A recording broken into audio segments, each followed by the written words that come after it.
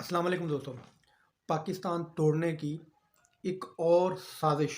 क्या इमरान खान पर हमला और अरशद शरीफ का कातिल एक ही बंदा है? अरशद शरीफ की वालदा का जनरल बाजवा पर कत्ल का इल्ज़ाम। आज की वीडियो में आपको तीनों खबरों की तफसीलात बताएंगे।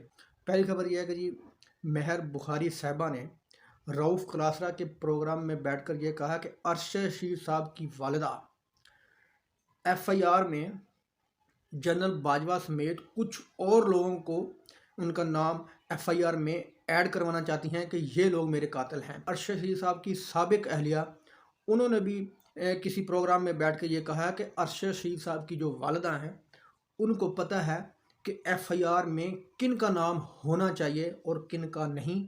अरशद शरीफ साहब की वालिदा बेहतर जानती हैं, उनको जिन पर शक है वो ज़ाहिरी बात है उन्हीं का नाम लिखवाएंगी।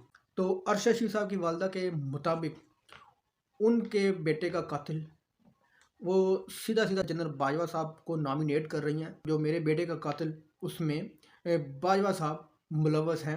ये महर बुखारी साहिबा इंकशाफात कर रही हैं रऊफ़ क्लासरा के शो में बैठकर। तो यही वजह है कि पुलिस ने खुद से FIR अपनी मुद्दत में दर्ज कर ली है सुप्रीम कोर्ट के ऑर्डर पर, लेकिन उनकी वालिदा साहिबा वो अपनी मुद्दत में FIR दर्ज करवाना चाहती हैं। पुलिस उनकी वालिदा की मुद्दत में FIR दर्ज करने से भाग रही है, जिस तरह इमरान खान के केस में भाग रही थी।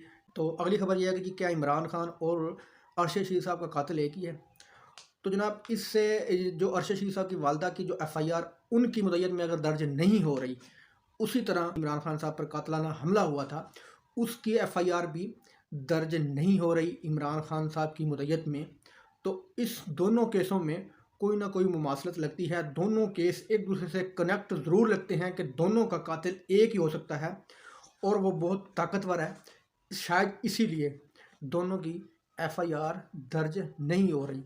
तो इस पर इत्तेदाद हसन ने रात GNN के प्रोग्राम में बैठ के कहा कि जी पुलिस कौन होती है अपनी मुद्दत में जो शहीद हुआ है, या इमरान खान लगा लें, ये दोनों बंदे अरशद शरीफ साहब के वर्सा मौजूद हैं और इमरान खान साहब खुद मौजूद हैं, ज़िंदा हयात हैं।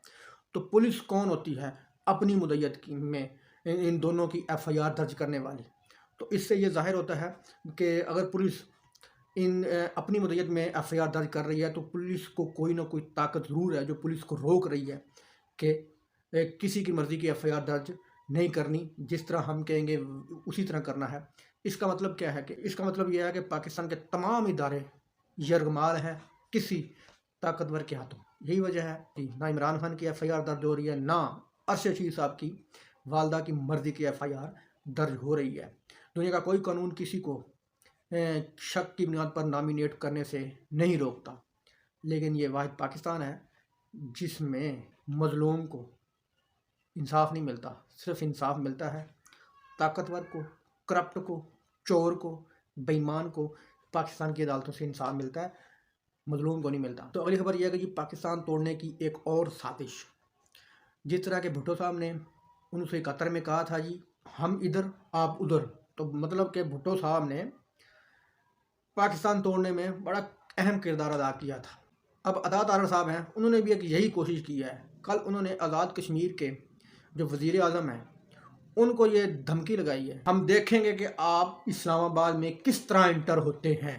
तो उन्होंने साफ साफ मुल्क तोड़ने की ये साजिश की है। तो नून लीग एक बुनियाद बना रही है मुल्क को मज़ीद तोड़ने की। यही वजह है कि अता तारड़ ने ये बयान दिया है कि हम देखेंगे कि आप इस्लामाबाद में किस तरह इंटर होते हैं। तो इसका क्या मतलब है? इसका मतलब यही है कि जिस तरह 1971 वाला वाक़या दोबारा दोहराने की कोशिश की जा रही है। तो कौन चाहता है कि मुल्क के टुकड़े हों? जाहिर बात है मुल्क के दुश्मन चाहते हैं, इंडिया चाहता है, इसराइल चाहता है, अमेरिका चाहता है।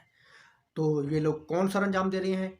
ये इन तमाम मुल्कों के एजेंट जो पाकिस्तान पर मुसल्लत हैं, ये यही काम सरंजाम देने की कोशिशें कर रहे हैं। या नून लीगों की यही सोच है कि कश्मीरी खड़े हो जाएं और मुल्क को तोड़ने की एक नई तहरीक चले, इसलिए ये उन्होंने बयान दिया है। दोस्तों, वीडियो अच्छी लगी तो लाइक करना, चैनल को सब्सक्राइब करना। अल्लाह हाफ़िज़।